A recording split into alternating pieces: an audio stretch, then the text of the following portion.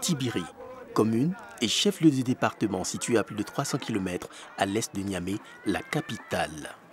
Ici, le rythme de la vie est profondément lié au cycle agricole. En dehors des jardins cultivés pendant les longs mois de sécheresse, la culture principale reste le mil.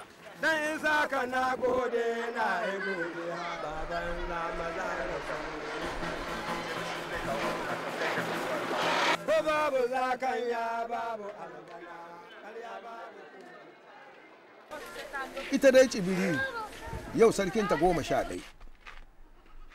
Alhaji Maraho Kiyasa sarkin Tsibiri ne yanzu shi an na yanzu. Amma ƙarhe sam na ƙarhe fara sam na ƙarhe daga Argungu an ka naɗo shi bisa sun ƙare yaƙi tsakaninsu da Sokoto zamanin sarkin Musulmi Ahmadu.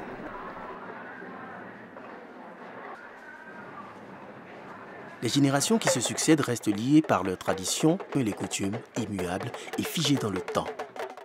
Instaurée il y a de cela plusieurs années par les ancêtres des Arawa, la principauté de Tibiri connaît très tôt un rayonnement que n'ont pu connaître les autres principautés Araochi du Dalol.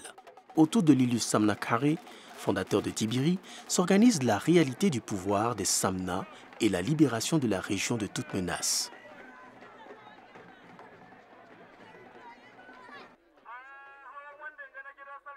Cette année, Tibiri commémore l'intronisation de 4 nouveaux chefs de canton, répartis selon les quartiers ou les cantons de cette grande ville où tradition et modernisme se côtoient.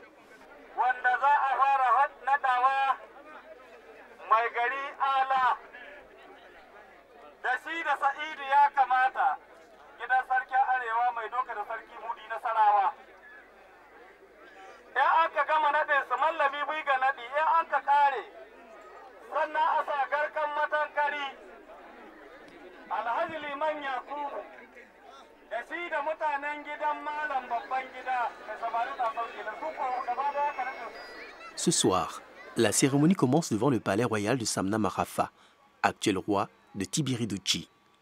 Cette cérémonie d'intronisation débute par le port de turban sacré, propre au prince héritier de la lignée royale. C'est aussi le symbole de la prestation de serment.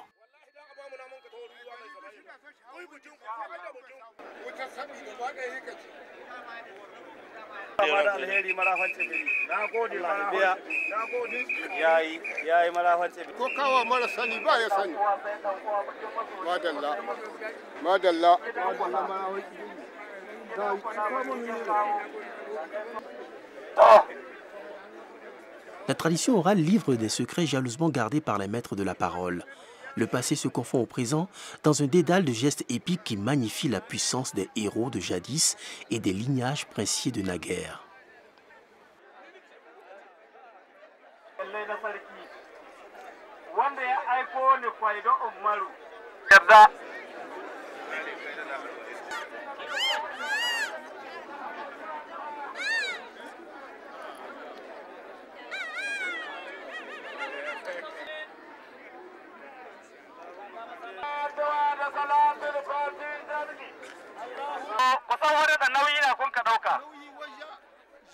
Wajen jama'a nauyi na kun ka ɗauka.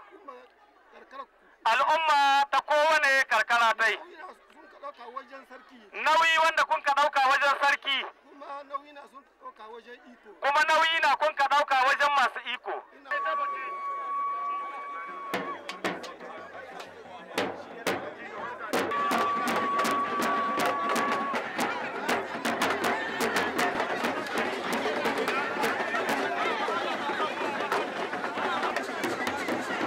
L'argent collecté servira à payer les griots, les marabouts et à faire face aux éventuelles dépenses de la cérémonie.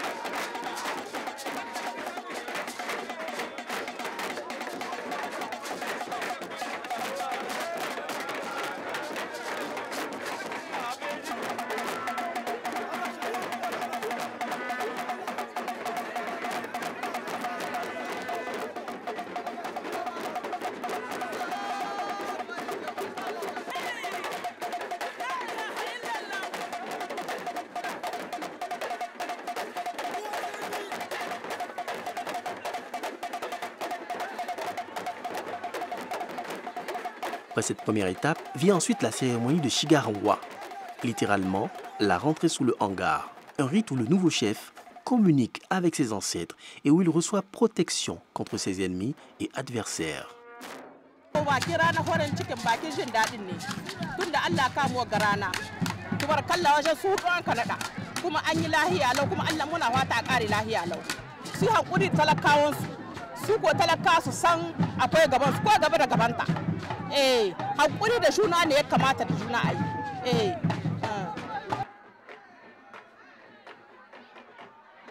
Chaque prince, suivi des membres de sa délégation, rentre sous son hangar où il reçoit les louanges et les félicitations de ses proches.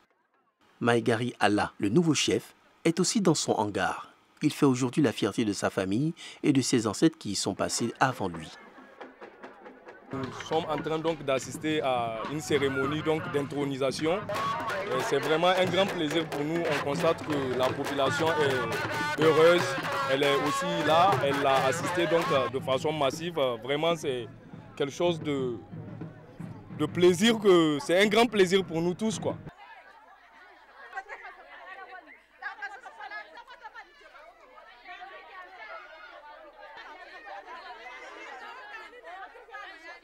Farin ciki dai yau mun yi shi iyaka farin ciki dan dai abin da muka so da mun samai. Ubangiji addu'ar da muka yi Allah shi sa a wace lahiya. Ubangiji abin da muka addu'a Allah shi sa kowa shi ta gidan shi lahiya. Bayan ciki haka nan taron da sun kato Ubangijin Allah shi musu albarka.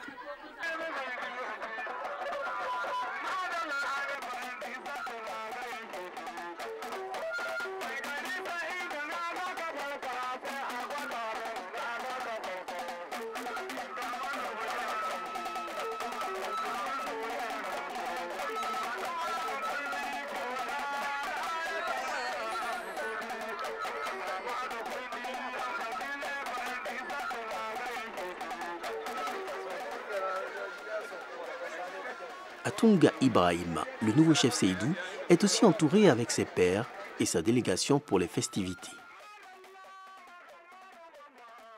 Mu da yau sai mu ce mun gode ma Allah.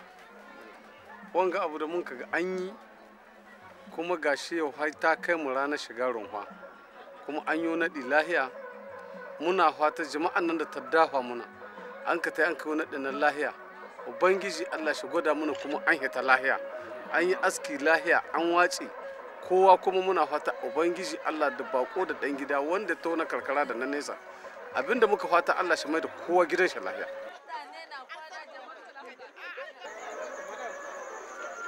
Irgo de bir kanen du farhara wallahi irgo sabir koise irko de kanna da ka hayo bon am diase irko mbor yanda se irko tala mano sai du bon kanen tonto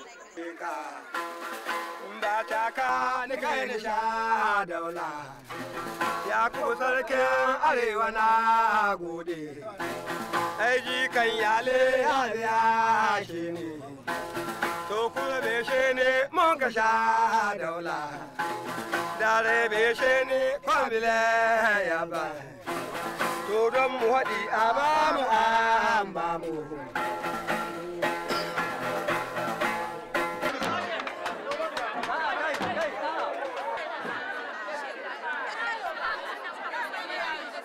Le lendemain matin, le deuxième et dernier jour, est consacré à la cérémonie du rasage, ou l'accomplissement.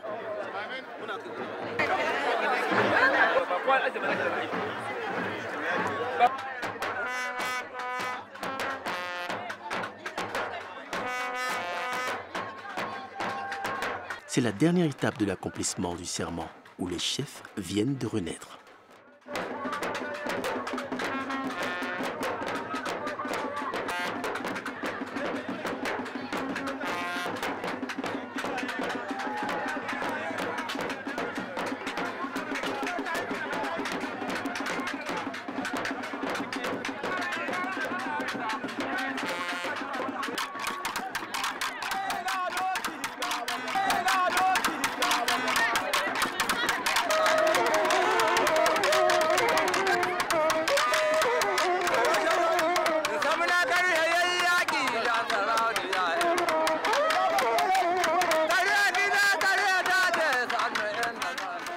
Ces étapes symbolisent la bravoure, le courage et surtout l'honneur.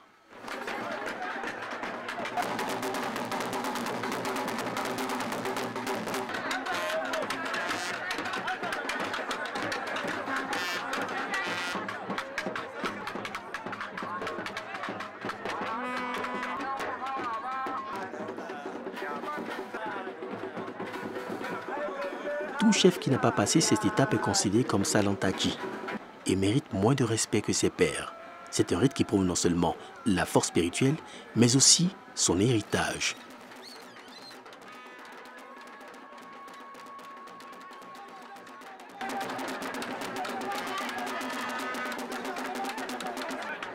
Ni la peur, ni la pauvreté ne figent le temps ou le mouvement.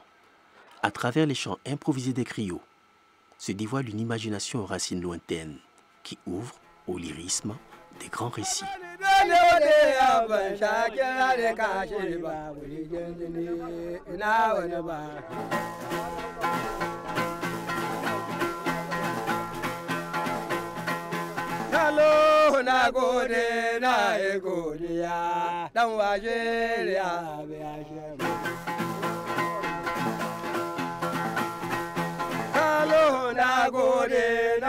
Godiya, dan waje ya